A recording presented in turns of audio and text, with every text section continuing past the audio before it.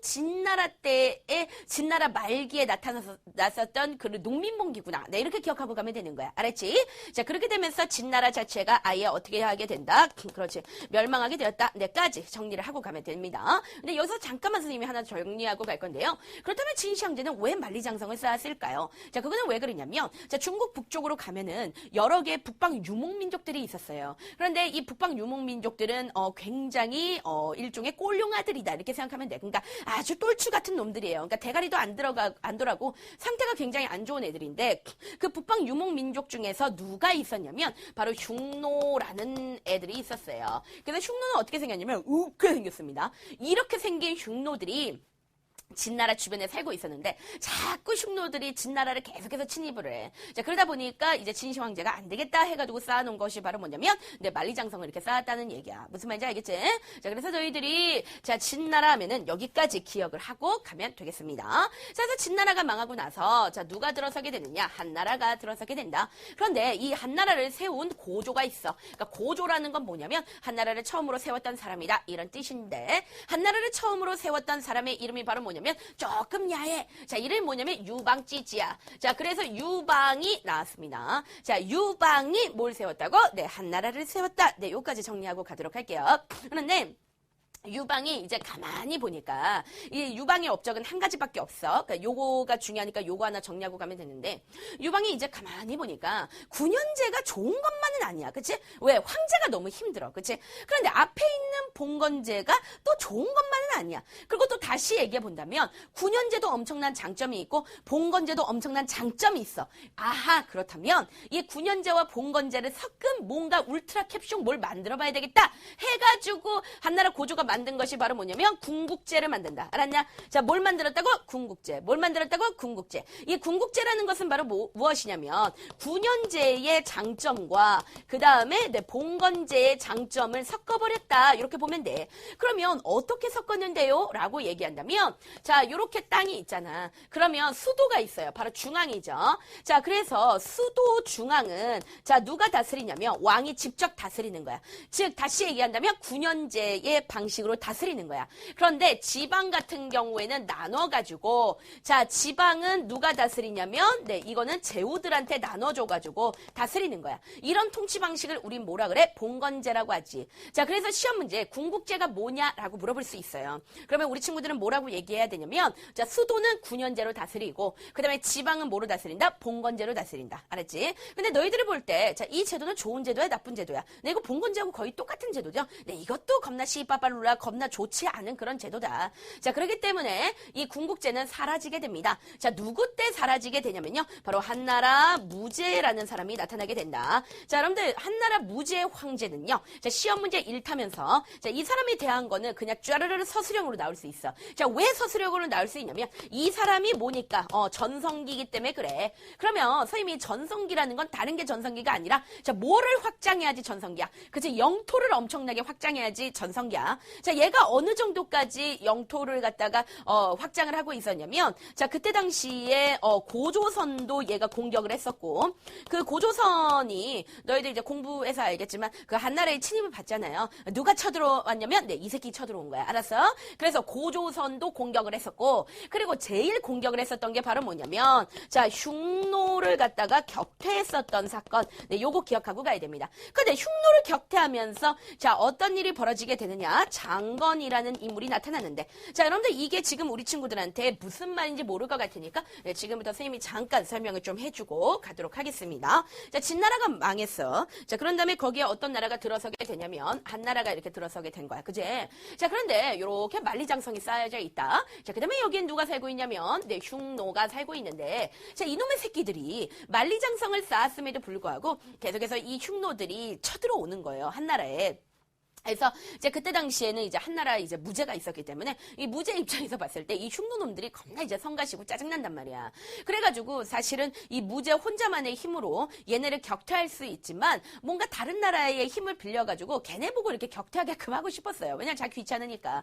그래서 그때 당시에 이제 한나라 무제가 굉장히 이뻐하고 있었던 장군 중에서 장건이라는 장건이라는 장군이 있었습니다. 그래서 얘를 불러가지고 저쪽 서쪽으로 가면은 대월지라는 나라가 있는데 이 대월지는 오늘날로 얘기하면 베트남 정도의 민족이라고 생각하면 될 거야. 알았어? 그런데 이 대월지는 원래 여기쯤에 있었던 나라였어요. 그런데 얘네가 흉노하고 사이가 안 좋아가지고 얘네가 이쪽으로 이사를 간 거야. 그러니까 한마디로 말하면 대월지하고 흉노는 원수란 말이야. 자, 그래가지고 한 나라의 황제가 무제가 장건을 불러서 우리가 좀 싸우기는 귀찮으니까 네가 대월지에 가가지고 이 대월지한테 흉노를 좀 격퇴하게끔 시켜봐라 라고 했어. 그래가지고 장건이 어떻게 했냐? 여행을 떠나요. 근데 여행을 떠나는데 떠나는 과정 속에서 흉노한테 잡혀. 그 잡혀가지고 여기서 조금 살아. 근데 살다가 여기서 어떻게 하느냐? 장건이 다시 탈출해가지고 대월지를 갔어.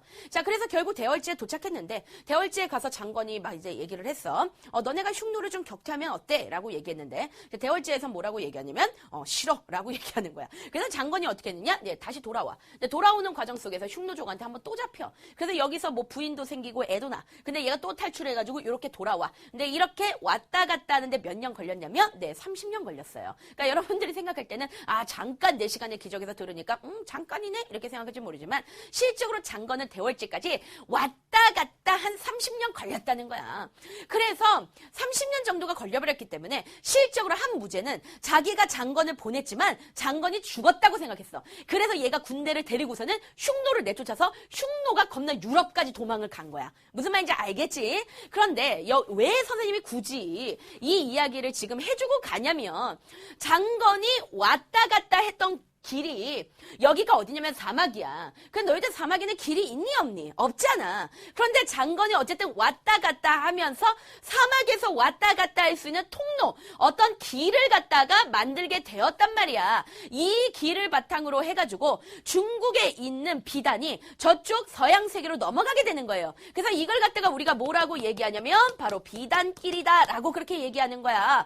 자, 비단길 다른 말로 뭐라 부르는데 실크로드다라고 얘기하는 거죠. 자, 그래서 우리 친구들 꼭 기억하고 가는데, 자, 장건을 바탕으로 해가지고 한무제 때 뭐가 만들어졌다? 자, 비단길이 만들어졌다는 거야. 이 비단길을 바탕으로 해가지고, 자, 동쪽과 서쪽이 서로 뭐 했다? 무역했다. 동쪽과 서쪽이 서로 뭐 했다? 무역했다. 그래서 비단길의 의의는 뭐냐? 이거는 동서무역을 할 수 있는 교류의 그 통로가 되었구나. 이게 여러분들 시험 문제 1타니까 반드시 꼭 기억하고 가야 돼. 그러면 이게 시험 문제 잘 나오는 거야. 그러면 이 비단길이 어떻게 하다가 만들어졌느냐. 이게 시험 문제 잘 나와요. 그럼 비단길은 어떻게 하다 만들어졌다고? 네, 흉노 때문에 만들어졌다는 것을 갖다가 여러분들이 반드시 꼭 기억을 하고 네, 지나가 줘야 됩니다. 그래서 이 비단길을 통해서 네, 엄청나게 많은 것들이 흘러 들어옵니다. 자, 그다음에 계속해서 이제 그 한무제 업적을 갖다가 얘기하면 이 한무제가 봤을 때 그 진나라가 망한 이유가 바로 뭐 때문이었어? 강력한 법가 정치 때문이었지. 그래서 이런 강력한 거를 백성들은 싫어한다. 뭔가 백성들은 네, 부드러운데 미키 유천처럼 네, 미키 유천처럼 네, 이렇게 부드러운 걸 좋아해요.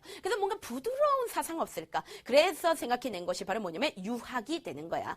자, 그래서 이때 자, 뭐를 네, 유학을 받아들이고 그다음에 어떤 유교라는 거, 선생님이 유학이 종교가 되면 유교가 된다 그랬죠? 이거를 갖다가 아예 국교, 그러니까 나라의 종교로 만들어버리게 되는 거예요.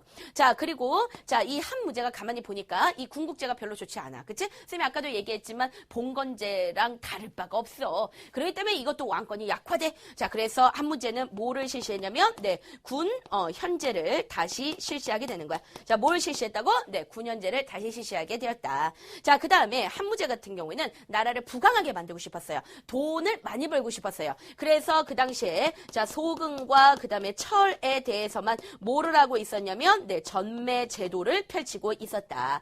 자, 전매 제도라는 것은 바로 무엇이냐면 이 물건을 팔 때 다른 사람들은 못 팔아. 그럼 누구만 파는 거냐면 국가만 이거를 팔 수 있는 거야. 너희도 알겠지만 소금이나 철은 굉장히 귀한 거고 꼭 필요한 것들이지. 그치? 그러니까 이거를 국가가 독점해가지고 팔았다는 것은 이놈이 돈을 짭짤하게 벌었겠구나. 우리가 그런 것들을 알 수 있죠. 그렇다면 이거를 조금 더 소금과 철을 전매 제도를 펼쳤다. 이거를 조금 더 뭔가 심화돼서 알아본다면 국가에 뭐가 많아졌다? 돈이 많아졌다. 그러면 그걸 갖다가 국가 재정이 확충됐다라고 우리는 그렇게 설명을 해주고도 갈 수가 있는 거야. 그러면 여기서 잠깐 선생님하고 정리를 한번 하도록 하겠는데, 자, 중국에서는 통치 제도가 어떻게 변했는가 보니까 자, 주나라 때 봉건제 했지, 그지?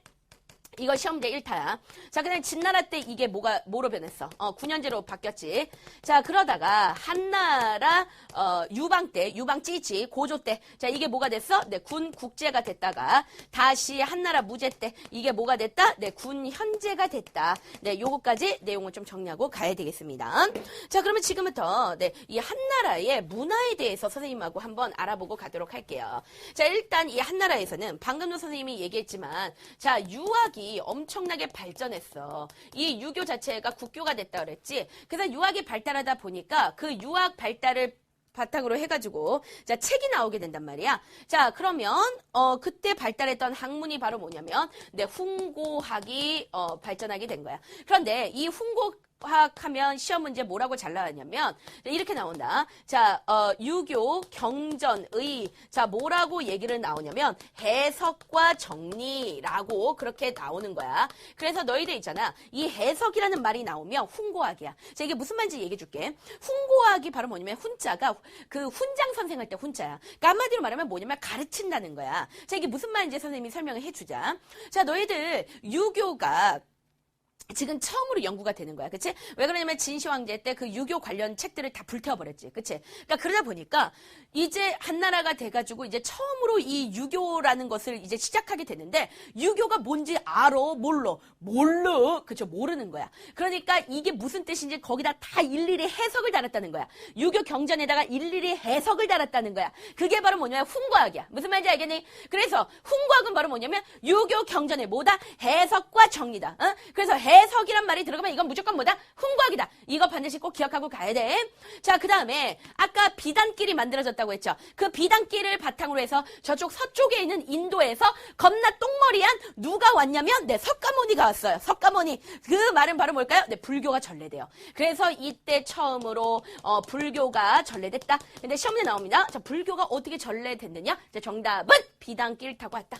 비단길 타고 왔다. 비단길 타고 네, 똥머리 석가모니가 띠리리리리 네 이렇게 왔다는 거. 네 우리 친구들 네 반드시 꼭 기억하고 가고요. 자 그다음에 그 당시에 자 사마천이라는 사람이 있습니다. 근데 이 사마천 같은 경우에는 네, 거시기가 없어요. 거시기 뭔데요? 네 파이어 에그 파이어 불 에그 달걀이란 뜻일까요? 네 불알 뭐죠? 하여간 그게 없어요. 자 왜 그러느냐? 이 사람은 아주 대단한 책을 썼기 때문이죠. 역사서를 썼습니다. 자 그것이 바로 뭐냐면 네 사기라는 역사책입니다. 그렇죠? 그래서 여러분들 이렇게 좀 기억하시죠? 네, 사마천이 사기쳤다. 네, 이렇게. 이거 굉장히 훌륭한 사람이야. 자, 그 다음에 여러분들 채륜이라는 사람이 있는데, 이 채륜이 뭘 만들었냐면, 네, 종이를 만들었어. 그래서 어떤 책에서는 뭐, 재지술이다라고 얘기하고, 자, 그런데 여기서 좀 중요한 사람 중에 하나가 뭐냐면, 이제 호족이라는 사람들이 나오기 시작해. 이 호족이라는 사람들은 뭐냐면 지방 귀족이야. 알았어? 그래서 이 호족에 대해서는 뭐라고 얘기를 하냐면, 선생님이 얘기를 했습니다. 자, 그때 당시에 한나라를 이끌어가고 있었던 최고 중심이 바로 누구라고? 호족이야. 한나라를 이끌어가고 있었던 최고 중심 계층이 누구라고? 호족이야. 알았어? 그러니까 한마디로 말하면 한나라 최고의 상류층들. 그들이 바로 누구냐면 호족이야. 알았어? 자, 그런데 이 호족이 시험 문제 답이 되려면 어떤 말이 들어가냐면 향촌이라는 말이 나와요. 그러니까 향촌을 지배해요. 그러니까 한마디로 말하면 지방에 살면서 돈도 되게 많고 그래가지고 거기서 떵떵거리면서 사는 애들이 바로 누구냐면 호족이야. 알았어? 그렇기 때문에 얘는 지방에 살지. 근데 그 지방을 다른 말로 향촌이라고 하죠. 그러니까 시험 문제 향촌을 지배하는 상류층 뭐 이런 식으로 나와. 그러니까 향촌이란 말이 들어가. 그러면 그건 누구에 대한 설명? 네, 호족이구나. 이렇게 설명을 하고 가면 되는 거야. 자, 이것이 바로 뭐냐면 한나라의 특징이다. 네, 요거까지 기억을 하고 가시면 되겠습니다.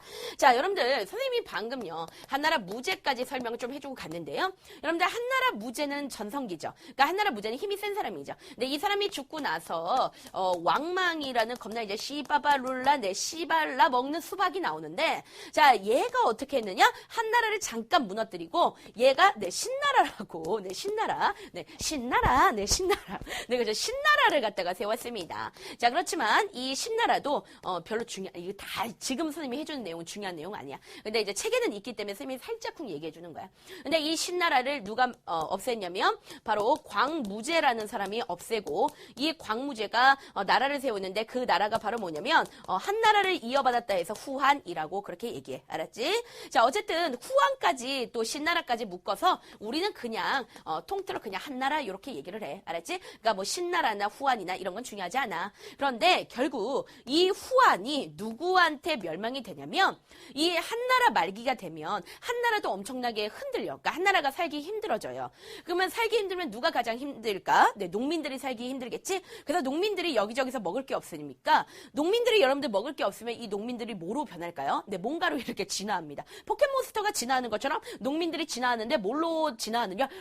네, 도둑으로 진화를 해요. 그래가지고 실제 노란색 머리띠를 노란색 수건을 머리에 이렇게 두르고서는 도적질을 하기 시작해. 그걸 갖다가 우리는 뭐라고 얘기하냐면 네, 황건적의 난이다. 그래서 이 황건적의 난으로 한나라 자체가 힘이 약해져. 그러니까 쇠퇴하는 거야. 알았어? 황건적의 난으로 여기저기서 도둑놈들이 막 일어나니까 한나라가 못 버티겠지. 그러니까 한나라의 힘이 약해져. 그래서 한나라의 힘이 약해지고 그다음에 나라가 혼란하니까 여기저기서 영웅들이 막 나타나. 그 영웅들이 바로 누구냐면 유비, 장비, 관우, 그다음에 또 누구도 있냐면 걔 누구지? 내 조조 막 이런 애들. 이런 애들이 막 나타나가지고 빨리 저 황건적들을 이기자라고 하면서 이런 애들이 여기저기에 막 나라를 세워. 근데 세운 나라 중에서 조조가 세운 나라가 바로 뭐냐면 위라는 나라가 세워져요. 그리고 이 위가 어떻게 하느냐? 아예 한나라, 지금 황건적의 난으로 쇠퇴한 한나라를 아예 어떻게 한다? 위나라가 멸망시켰다라고 생각하면 돼. 알았어?